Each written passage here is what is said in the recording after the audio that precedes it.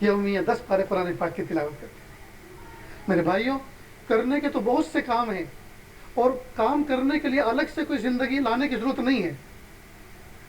کرنے کے لیے الگ سے کوئی زندگی میں وقت نکالنے کی ضرورت نہیں، یہی روٹین کے کام کرنے ہیں۔ دیکھو صحابہ کرام نیکی کے لیے الگ سے وقت نکال کے نہیں بیٹھتے تھے۔ آپ کتابیں اٹھا کر دیکھیں، مسجد نبی صحابہ سے ہر وقت بھری رہتی ہو اور وہ سجدے میں روتے رہتے ہوں اور تسبیح پڑھتے رہتے ہوں، ایسی مثال نہیں ملے گی۔ وہ تاجر بھی تھے، وہ آجر بھی تھے، ان کے بیوی بچے بھی تھے، وہ نکاح بھی کرتے تھے، وہ سفر بھی کرتے تھے، وہاں غمی بھی تھی، خوشی بھی تھی، سارے کام تھے۔ یعنی یوں سمجھیں ہمارے دور میں جو کام ہے وہ ان کے دور میں تھے۔ ان کو کھانے پینے کے لیے اپنی روزی تیار کرنی ہوتی تھی، اللہ سے لینی ہوتی تھی، اس کے لیے اسباب اختیار کرنے ہوتے تھے۔ یہی کام ہم کرتے ہیں، وہی وہ کرتے تھے۔ ہمارے بھی نکاح ہوتے، ان کے بھی نکاح ہوتے تھے، ہمارے یہاں بھی بچے ہوتے، ان کے یہاں بھی بچے ہوتے تھے، ہم بھی سفر کرتے ہیں، وہ بھی سفر کرتے تھے، ہمارے یہاں بھی خوشی غمی آتی، ان کے یہاں بھی خوشی غمی ہوتی تھی۔ لیکن اللہ کے محبوب صلی اللہ علیہ وسلم کی صحبت مبارک میں بیٹھ کر انہوں نے زندگی کو گزارنے کا طریقہ سیکھا تھا، بس اسی طریقے کے مطابق ہم اپنی زندگی کو گزاریں، بس ہو گیا کام، اور کیا کرنا ہے۔ وقت پہ نماز پڑھیں، وقت پہ نماز پڑھیں، حلال روزی کو حلال طریقے سے ترتیب سے کمائیں، وقت پہ سوئیں، وقت پہ اٹھیں، وقت پہ تلاوت کریں، وقت پہ ذکر کریں، جھوٹ نہ بولیں، امانت داری کے ساتھ زندگی گزاریں، بد معاملگی نہ کریں، لڑائی جھگڑا نہ کریں، محبتوں کے ساتھ رہیں، الفت تقسیم کریں، خندہ پیشانی کے ساتھ ملیں، اپنی ذات سے کسی کو تکلیف نہ پہنچائیں۔ محبوب صلی اللہ علیہ وسلم نے فرمایا المسلم من سلم المسلمون من لسانہ ویدہ، او کما قال علیہ الصلوۃ والسلام، کامل مسلمان وہ ہے جس کی زبان اور ہاتھ کے شر سے دوسرا مسلمان محفوظ رہے۔ المسلم من سلم المسلمون من لسانہ ویدہ، کامل مسلمان وہ ہے جس کی زبان اور ہاتھ کے شر سے دوسرا مسلمان محفوظ رہے۔ کیا مطلب؟ کوئی کسی کو تماچا نہ مارے، کوئی کسی کو کوہنی نہ مارے، بس یہ دو ہی ہاتھ کے اندر، یہی دو ہی حصے ہیں جس سے تکلیف پہنچتی ہے۔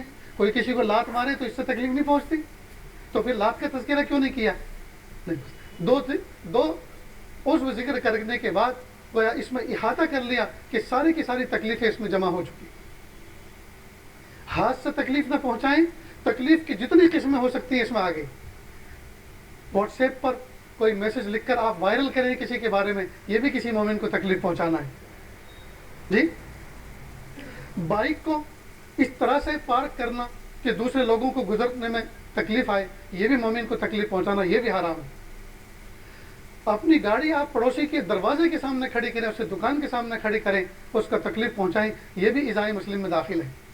ٹوائلٹ یوز کرنے کے لیے آپ گئے، پبلک ٹوائلٹ جیسے مسجدوں میں، مدارس میں، خانقاہوں میں یا ریلوے اسٹیشنوں پر ہوتی ہیں پبلک ٹوائلٹ، اس کو استعمال کیا، آپ پیشاب کر کے آئے اور پانی اتنا نہیں بہایا کہ وہ پیشاب آگے روانہ ہو جائے، بیڈ اسمیل آ رہی ہے، آپ کے بعد جو اندر جائے گا اس کو تکلیف پہنچے گی، اور یہ تکلیف حرام ہے۔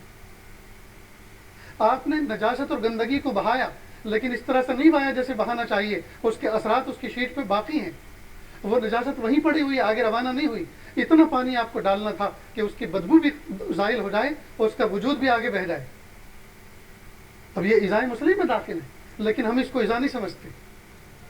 بیجا ہارن بجانا، پتہ ہے آگے والی گاڑی بے وجہ نہیں کھڑی، اس کے آگے بھی کوئی گاڑی کھڑی ہے اور اس کے آگے ریڈ لائٹ ہے، اب آپ ہارن بجا رہے ہیں، یہ ایذا میں داخل ہے، یہ ایذا میں داخل ہے۔ غرض ہم مسجد میں داخل ہو رہے ہیں اور چپل ہم اس طرح سے نکال رہے ہیں، چپل اس طرح سے نکال رہے ہیں کہ دوسرے کی چپلوں کے اوپر ہمارے تلوے، چپل کے نیچے کا حصہ لگا ہوا ہے، تو کیا ہماری چپل اتنی قیمتی ہے اور دوسرے والے چپل اتنی گھٹیا ہے کہ اس کے اوپر آپ چپل رکھ لیں؟ کیا پتا وہ کسی اللہ کے ولی کی چپل ہے اور ہم اپنی چپلوں سے اس کی توہین کر رہے ہوں، اور جب وہ پہن کے چلے گا اور دیکھے گا میرے اوپر کسی نے اس طرح چپلوں پہ ایسی چپل رکھی تھی، اس کو احساس ہوگا، طبیعت پہ تکلیف ہوگی، پتہ نہیں ناپاک ذرات کتنے تھے جو اوپر گرے، میرے اب پیر خراب ہوں گے۔ یہ حرام کا اعلیٰ فرض ہے۔ اس لیے دوستو اس بات کی کوشش کریں کہ ہمارے وجود سے، ہمارے قلم سے، ہمارے قدم سے، ہمارے کسی عمل سے کسی کو تکلیف نہ پہنچے۔ جی تو کریں گے نا ان باتوں پر عمل انشاءاللہ۔ اللہ ہم سب کو کہنے سننے سے زیادہ عمل کی توفیق عطا فرمائے۔ وآخر دعوانا ان الحمدللہ۔